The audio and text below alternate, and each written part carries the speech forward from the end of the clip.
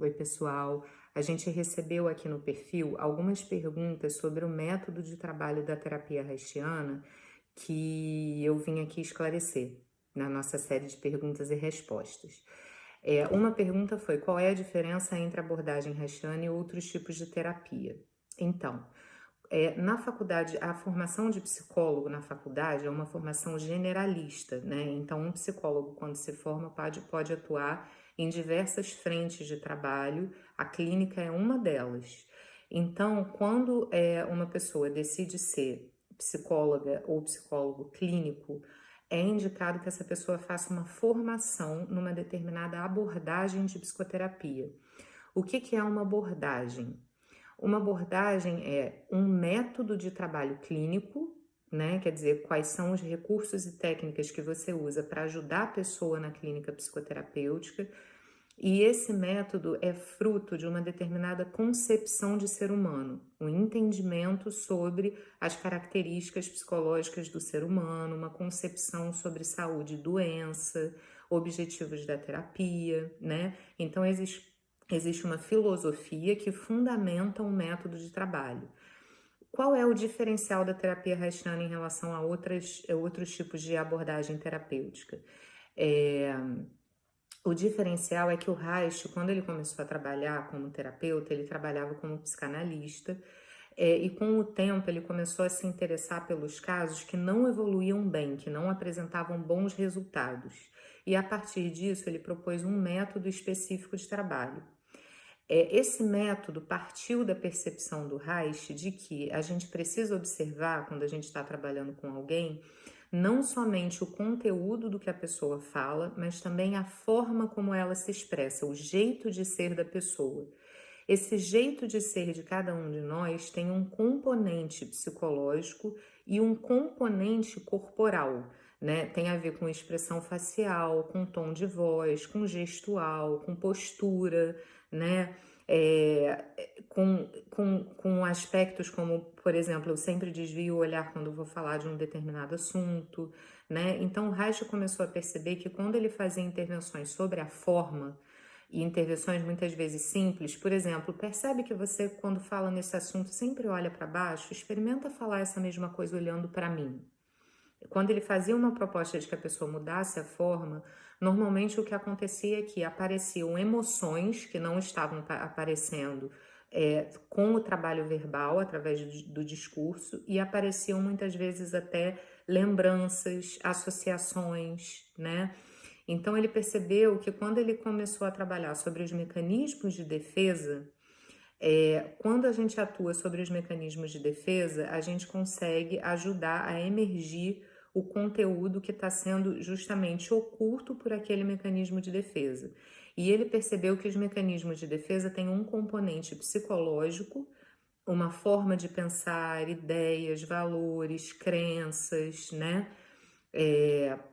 Etc. E que tem também um componente corporal, né? Então, por exemplo, uma tensão na garganta, bloqueio da respiração, tensão nos músculos das costas, desvitalização no olhar, né? Então, a partir dessa percepção, o Reich desenvolveu um método de trabalho que inclui um repertório de intervenção verbal, que ele chamou de análise do caráter, e um repertório de intervenções corporais, que ele veio a denominar como trabalho de desencouraçamento, ou seja, um trabalho de afrouxamento da couraça, dos mecanismos de defesa corporais.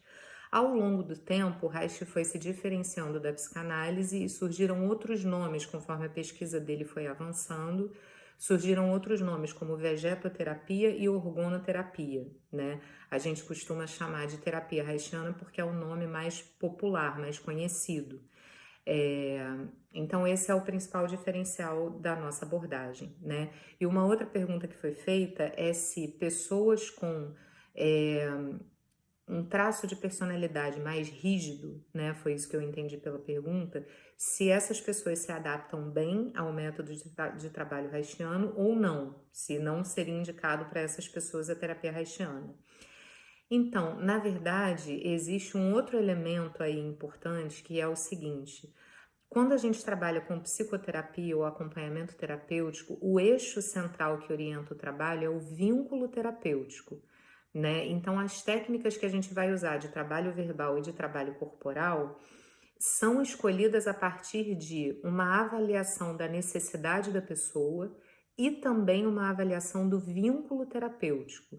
Então, qual é o melhor momento para a gente propor uma determinada intervenção? Quais são os acordos que a gente faz com a pessoa sobre o andamento da sessão? Né? O que que a pessoa quer, o que que a pessoa espera, como é que ela se sente melhor, né? O que que o terapeuta vê, quais são as necessidades, né? Então, eu acredito que, na verdade, todo método terapêutico é bom. É claro que cada um de nós que trabalha com um determinado método acredita no método que trabalha, mas todo método terapêutico é bom. A mágica da psicoterapia acontece na relação humana, na qualidade do vínculo, né? Então, isso é uma coisa muito importante, assim, né? Quando se procura terapia, que a terapia seja feita numa abordagem que você acredita e também com uma pessoa com quem você sente afinidade e confiança. Esse é talvez o aspecto mais importante de qualquer trabalho de psicoterapia, né? O relacionamento humano. Mas a gente se propôs a fazer essa campanha de esclarecimento porque a gente percebe, né, que existe muita confusão em torno da terapia haitiana. A gente escuta muitas críticas, às vezes quando a gente vai participar de workshops e trabalhos assim, a gente escuta alguns comentários ou críticas em relação à terapia haitiana que não tem fundamento, né? Então, são coisas que vão sendo passadas assim, né, através de comentários, etc, e que geram confusão. E a ideia dessa campanha de esclarecimento é essa, que a gente possa, enquanto especialistas dessa abordagem, oferecer uma informação fidedigna para as pessoas, né, que tem origem de fato na leitura e no estudo dos textos do Reich e de teóricos pós-reichianos e neo-reichianos, né? Esse é o objetivo, mas a ideia não é dizer que a terapia haitiana é melhor do que as outras. Então, isso é uma coisa que cada pessoa precisa experimentar, né? A gente está aqui muito mais para falar o que a gente tem a oferecer do que para fazer uma comparação com outras abordagens. Esse é o objetivo. Então, se você tem mais perguntas, a gente vai colocar mais enquete aí no Stories, mas se você tem curiosidade, perguntas, mesmo que não tenha a caixinha lá, manda inbox pra gente que a gente responde. Até breve.